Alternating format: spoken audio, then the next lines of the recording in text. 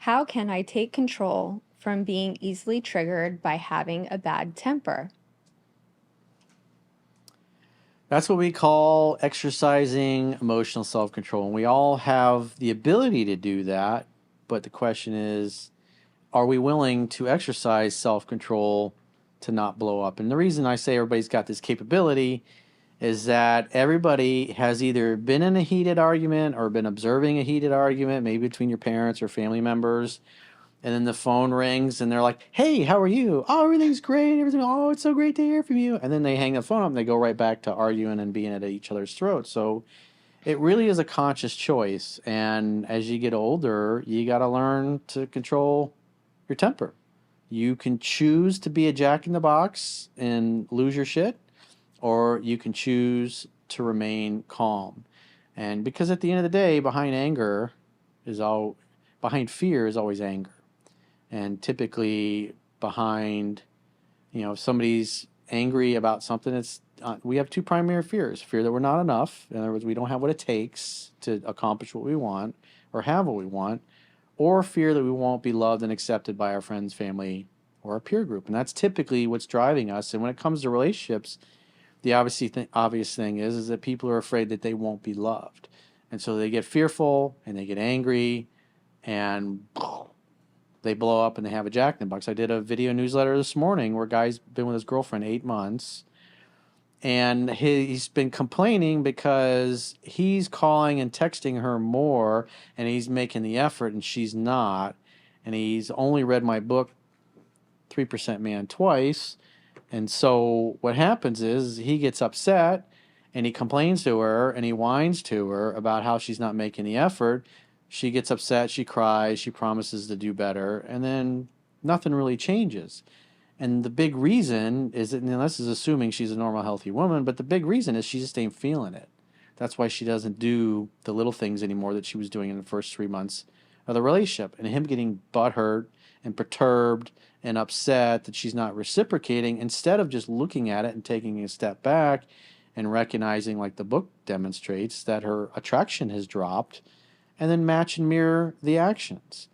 And since he's not doing that, it's the power has flipped from what it was in the first 3 months of the relationship. She can tell that he's way more into her than she is into him. And typically when a woman feels that, when a woman feels like you're going to come unglued or you can't handle her not feeling the same way, and then you're a jack in the box and you lose your shit over it, it's going to make her feel squishy and wishy-washy towards the guy. And then she's going to back up and test even more and call less and text less. And that typically becomes a vicious cycle for most guys, because us guys are logically brained. We want to fix it. We're like, oh, we got to do something. We got to resolve this. She's not texting me as much. She's not calling me as much. And women don't care what a good dude you are. They only care about how they feel about you.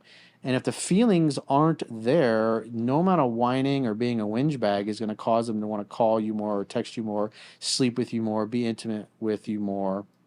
And that's part of his problem. He's thinking he could talk her into doing these things. And that's, a lot of therapists, couples and marriage therapists that aren't very good, they try to cajole the wife into sleeping with her husband just to kind of make peace, because they typically don't, it's just not something that's part of their wheelhouse. It's not discussed, it's not even taught on what causes a woman to feel attraction for a guy in the first place. And so if he cleans up his behavior and starts acting masculine, and if he's sending her like long paragraphs in text and she's responding with one or two lines, instead of getting butthurt about that, you got to recognize that she's not that into you. And so therefore match and mirror that.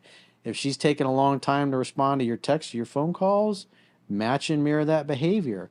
If she sends you three-line answers, don't send a paragraph. Send one or two sentences and leave it at that. If you were seeing each other 3 or 4 times a week and she really doesn't seem that excited to get together with you, then the next week only see her once or twice, because it's a scientific fact that women are more attracted to men whose feelings are unclear.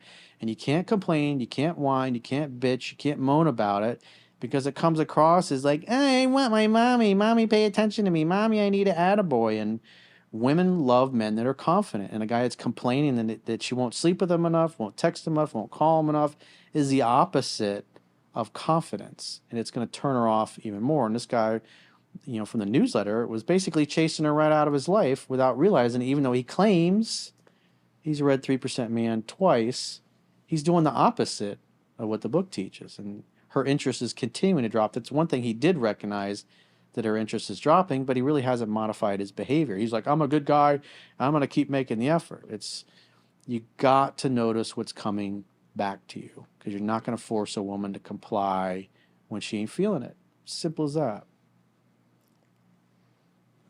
Going back to the question, I think the best part is like to take control of whatever is finding, like whatever's making you triggered.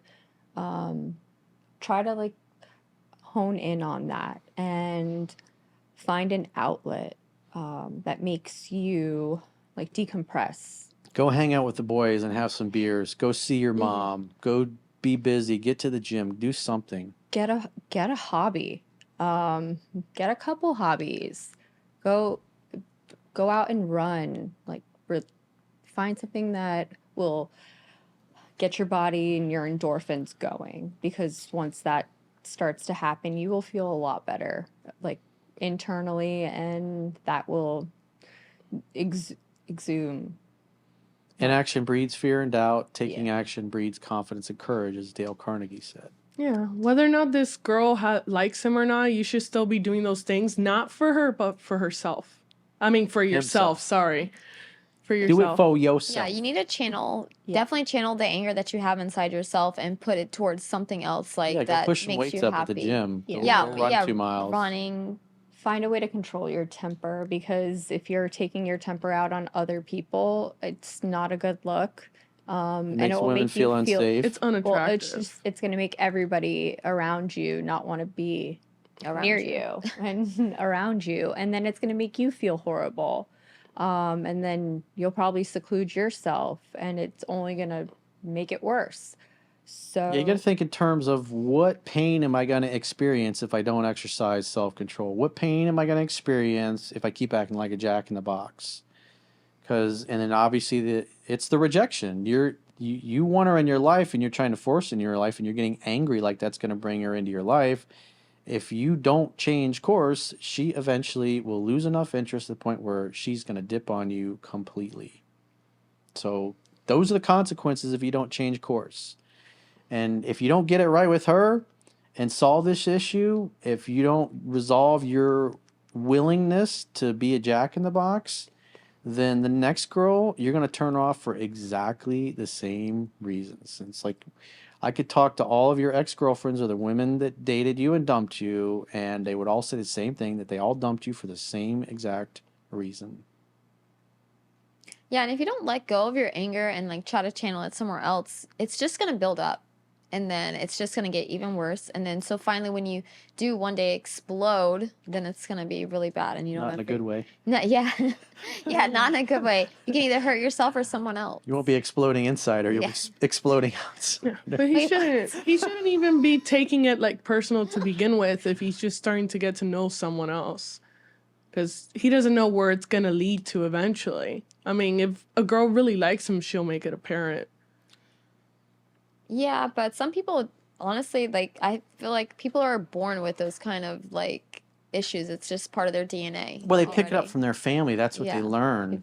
It's what you do often, you do best. And if you've rehearsed being angry and pissed off because you learned it from your family, you're going to struggle in all your relationships. You're going to, if you freak out at your boss and yell and cuss your boss out one day and lose your shit, you're going to get fired at the job. So nothing good comes from losing your shit and not exercising self-control.